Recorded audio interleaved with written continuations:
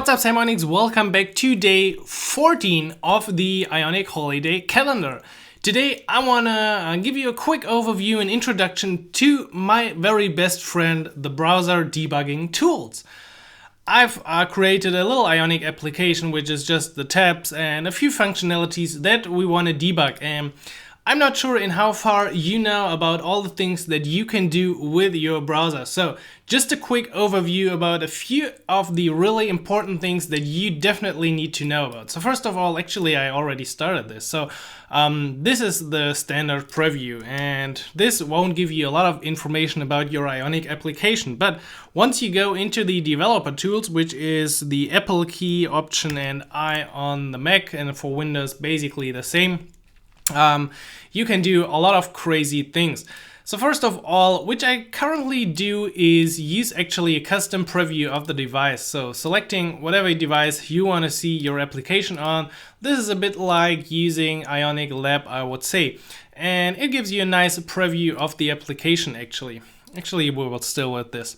So of course we got the console area, we got all the debugging to inspect different elements once we click this button.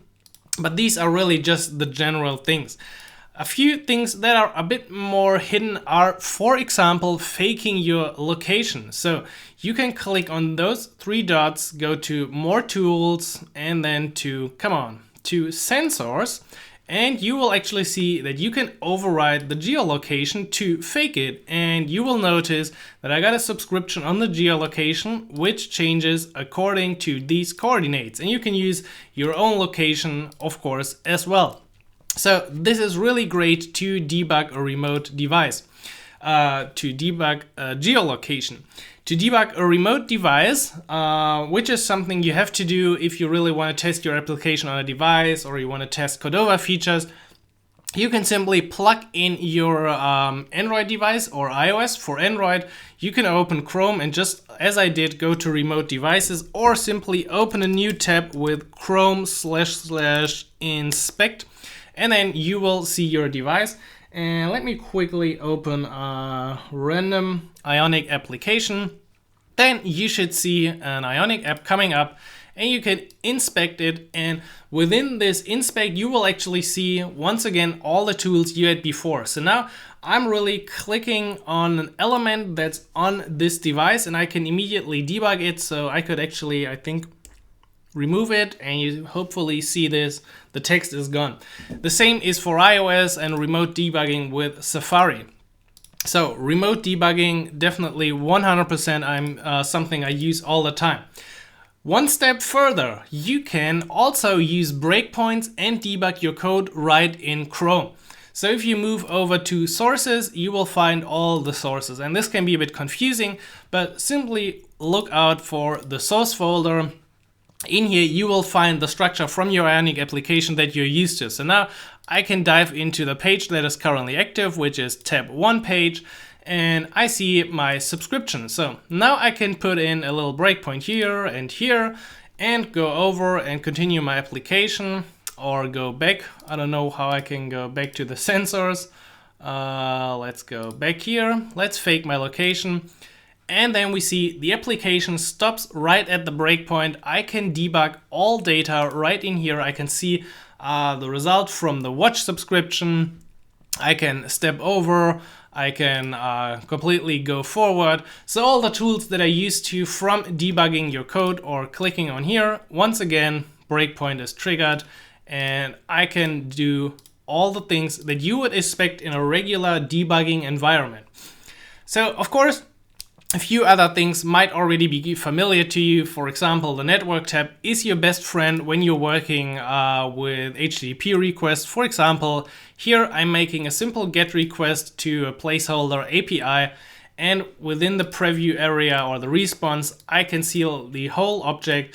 I can also debug the initial request that I sent to the API, which is sometimes important if you're working with authentication and want to see if your like authorization header is attached or something like this.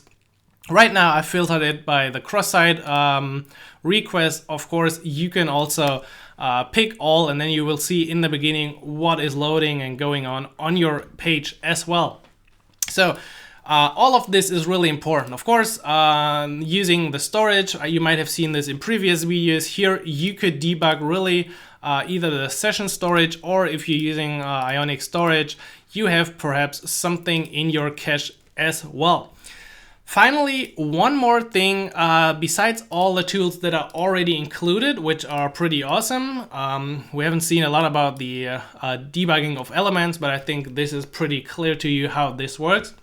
One extension that I actually installed is called Augury, or Augury, I'm not sure. And this is specifically for Angular applications. And you already see that we got a nice component tree drawn right here. And I can move into this tree, I can open the Ion tabs, and then the tab 1 page, which is my page, and I can go into all the elements on that page right here. I can even see, if I click on tab 1 page, the state of that component, so the location object, and I might be able to actually change this, and it changes in here as well. So Augury comes with really cool stuff like this component tree, the router tree, which is in this case not that special, but if you have a lot of navigation going on, this can be really helpful to understand where you're currently at with all the modules, which is a bit too much information for me right now. But as I said, the Augury tools as an extension for Angular is definitely something I will also use a bit more in the future, especially because of diving into the different sections of your page and understanding what is going on and how you could change different areas that you actually see. So this was a really quick venture into some browser debugging, but I think a lot of you encounter problems, sometimes you ask questions that could be done right with a bit of debugging. So therefore I wanted to show you the tools that I use for debugging, which are mostly the console, breakpoints, inspecting network requests, or in the future hopefully using more of Augury to understand what is going on in my application. If you got any additions and tools you prefer to use with Angular, please leave them below. And then, if you're done, I hope to see you tomorrow for another day of our calendar.